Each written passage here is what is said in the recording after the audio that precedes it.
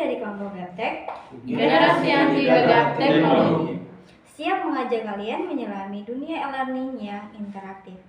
Hari ini kita akan membahas strategi yang ampuh untuk mengubah kelas online menjadi pengalaman belajar yang luar biasa bagi para pengajar dan pelajar yang ingin memaksimalkan potensi e-learning khususnya dalam meningkatkan komunikasi dan interaksi. Gampang, simak tips jitu dari kami. Berikut ini kami akan menjelaskan apa saja strategi dan ide-ide inovatif untuk memaksimalkan komunikasi dan interaksi dalam e-learning. Yang pertama, memaksimalkan forum diskusi. Forum diskusi dapat dimaksimalkan untuk meningkatkan keterlibatan dan kolaborasi peserta didik dalam e-learning dengan cara mengoptimalkan fitur dan pengaturan aplikasi forum diskusi itu sendiri. Yang harus dilakukan adalah yang pertama, membuat forum diskusi yang mudah. Yang kedua, mengatur waktu dan tanggal diskusi dengan baik. Dan yang berikut adalah membuat pertanyaan yang kritis untuk mendorong pemikiran peserta didik. Terus yang kemudian adalah mengatur pengaturan privasi pada forum diskusi dengan baik. Yang ketiga, membuat moderasi aktif atau mengarahkan diskusi dan memberikan umpan balik dan mendorong partisipasi dari semua peserta didik. Yang berikut, mengatur pengaturan file dengan baik sehingga peserta didik dapat mengirimkan file yang diperlukan untuk diskusi. Yang berikut, menggunakan fitur interaktif dengan memanfaatkan polling, voting, dan fitur multimedia yang beragam seperti teks, gambar, surat, dan video untuk memperkaya diskusi. Yang berikut, menggunakan platform e-learning yang terpercaya, contohnya seperti Ruang Guru, Sparadikti, dan PMM, atau platform Merdeka Belajar. Platform e-learning yang populer di Indonesia menyediakan kelas online, video pembelajaran, dan khusus online. Yang berikut adalah teknologi video konferensi.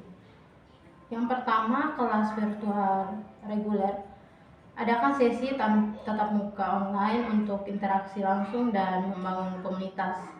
Gunakan platform Zoom atau Google Meet untuk sesi kelas virtual. Yang berikut, breakout room. Bagi peserta didik ke kelompok kecil untuk diskusi yang lebih mendalam. Fitur breakout room memungkinkan diskusi kelompok yang terarah dan fokus. Yang ketiga, fitur interaktif. Gunakan polling atau Q&A dan whiteboarding untuk meningkatkan partisipatif siswa. Yang berikut, rekaman sesi. Rekam sesi untuk tinjauan nanti. Hal ini memungkinkan peserta didik yang melewatkan sesi untuk mengaksesnya dan meninjau kembali materi yang dibahas. Yang ketiga, umpan balik yang konstruktif. Yang pertama, rubrik penilaian jelas. Tetapkan kriteria penilaian yang jelas dan terukur untuk tugas dan penilaian.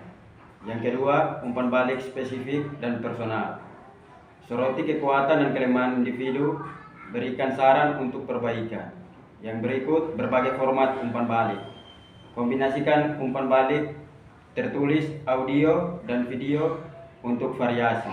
Yang berikut, dialog terbuka, ciptakan lingkungan yang aman dan suportif untuk diskusi tentang umpan balik, dorongan peserta didik untuk mengajukan pertanyaan dan memberikan klarifikasi. Bagian berikut mendukung semua peserta didik.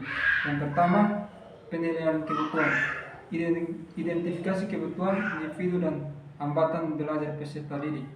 Lakukan penilaian awal untuk memahami gaya belajar, preferensi, dan tantangan yang dihadapi setiap peserta didik. Yang berikut, berbagai materi pembelajaran. Gunakan kombinasi teks, video, dan audio, dan kegiatan interaktif. Yang berikut, dukungan tambahan. Sediakan waktu konsultasi individual, sesi bimbingan, belajar, dan sumber daya tambahan. Yang berikut, komunitas inklusif. Bangun komunitas yang ramah dan suportif bagi semua peserta didik. Ciptakan lingkungan belajar yang inklusif di mana semua peserta didik merasa diterima dan dihargai. Yang berikut, analisis pola interaksi untuk mengidentifikasi tren dan area yang memerlukan perhatian. Bagian kelima, alat analisis untuk meningkatkan interaktivitas. Nah, bagian pertama, pelacakan partisipasi forum. Identifikasi peserta didik yang aktif dan tidak aktif, lakukan intervensi jika diperlukan.